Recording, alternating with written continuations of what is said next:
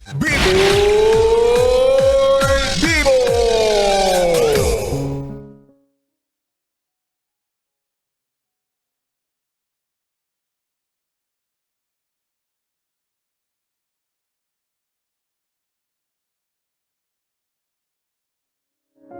Bibi, ito na ang sulat na dapat ay mapakinggan mo. Kasi malay mo, para sa'yo pala to.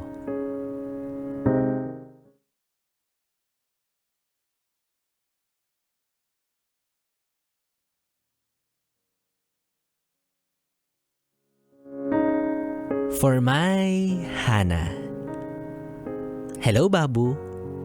Happy Valentine's Day. Nagpapasalamat ako kasi nabigyan pa ako ng muling pagkakataon na i-celebrate ang araw na to kasama ka. Natatandaan ko pa, December 2023 nung magkaroon tayo ng malaking pagtatalo.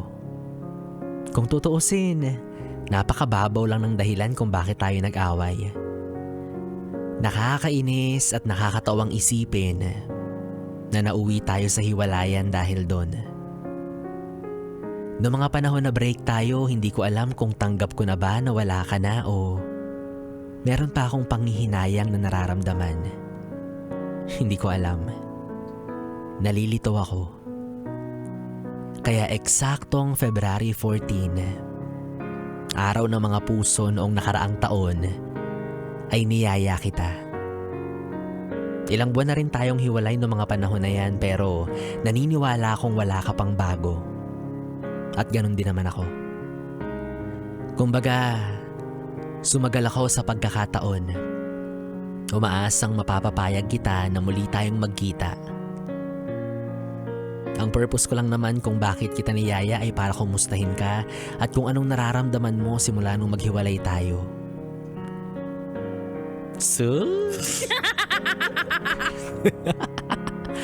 Pero laking gulat ko nung magkita tayo na walang nagbago sa'yo. Ganun pa rin yung turing mo sa akin. Walang nagbago sa pakikitungo mo.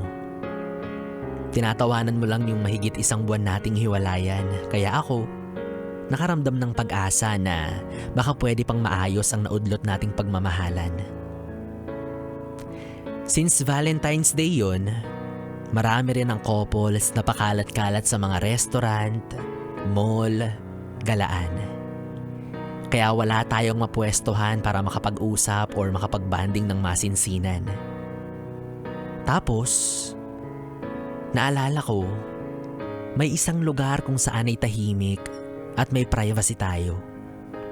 Sakto, may binigay yung pinsan kong gift certificate ng isang sikat na pulang hotel. Kaya inalok kita kung gusto mo, doon na lang tayo pumunta. Walang pagpupumilit, ay pumayag ka. Nagulat daw na meron siyang gift cert. Bakit mo dala? Bakit baon-baon mo? Ikaw ha, usap lang daw.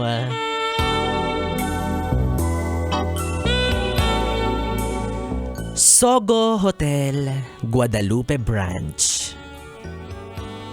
Diyan natin inavail yung gift cert na nakuha ko. Tanghaling tapat yon kaya kahit papano, hindi pa puno yung mga rooms. Kaya na-accommodate tayo agad ng mga mababait na staff. Pagpasok ng room, napakaaliwalas. Talagang so clean, so good. Malamig, malinis, mabango at maluwag. Ito pala yung sinasabi nilang bahay na walang kusina. At isa pa sa mga nakakatuwa, para tayong nasa Japan kasi cherry blossoms yung theme ng room. Nagpicture-picture ka pa nga kasi sabi mo, ang ganda ng view. Habang pinagmamasdan kita, aaminin kong na-miss kita. At hindi ko ikakaila na mahal pa rin kita, Hana. Kaya naman, gaya ng sabi ko sa'yo, mag-uusap tayo. Nag-usap tayo ng masinsinan hanggang sa nahantong sa madamdaming iyakan. At maya-maya, hindi natin namamalayan, unti-unti na rin pala tayong naghahawakan. Dinadama ang init ng ating katawan. Yon! Yan ang sinasabi ko. Anong usap lang? Hindi yan totoo. Scam. Ay nako, hanggang sa nadala na tayo ng emosyon dahil sa pananabik. Nagpalitan tayo ng mainit na yakap at matamis na halik. Eto na. Ginagawa na natin ang paborito nating ginagawa kapag tayo lang ang magkasama. Isa yon sa mga namiss ko sa'yo. Kaya naman hindi ko na rin naiwasan ang maging agresibo. Rar! Wala kang pinagbago, Hana. Ang galing mo pa rin sa larangan na to. Siyempre, bilang pag-iingat, gumamit ako ng proteksyon. Sakto, may baon na rin ako. Etchosera, may baon. Binaon mo talaga. Wag ako. Pero sabi mo, hindi ka sanay. Kaya nagulat ako nung nasa kalagitnaan tayo nang bigla mong tinanggal ang kapote ng junior ko. Yon.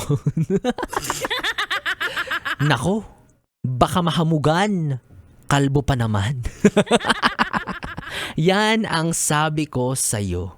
Pero hindi ka nagpatinag. Talagang tinanggal mo pa rin siya at tinuloy natin ang bakbakan sa kalagitnaan ng matinding gera. Rar. Pero okay lang. Kung saan ka masaya, dun ako sasama. Natapos ang araw ng may ngiti sa ating mga labi. At mula nun, ay nagkabalikan na tayo. Pero pagsapit ng Marso, ay hindi ka na binalikan ng buwanang dalaw mo. Yon. Nako, eto na nga ba ang pinag-aalala ko. Pero kako okay lang. Walang masama sa aking ipinunla. Yon. Kaya naman, December 2024 ay isinilang ang ating supling. Siya ang itinuturing kong tagapagtibay ng ating relasyon. Produkto siya ng ating pagmamahalan. Ika nga, made in Japan. Kaya naman sa araw na to, 1 taon ang lumipas. 3 na tayong nagdiriwang ng araw ng mga puso. Wala naman akong pinagsisisihan. Sa katunayan, mas naging malalim pa ang kahulugan nito nung dumating ang ating bunga mula sa iyo. I love you, Hana. Mahal na mahal ko kayo ni Baby Aubrey. Hindi mo na tayo lalabas ngayon, ha? Kasi hindi pa ako handa na maging ate si Aubrey. Mahirap na. Yes, it's me, Arthur.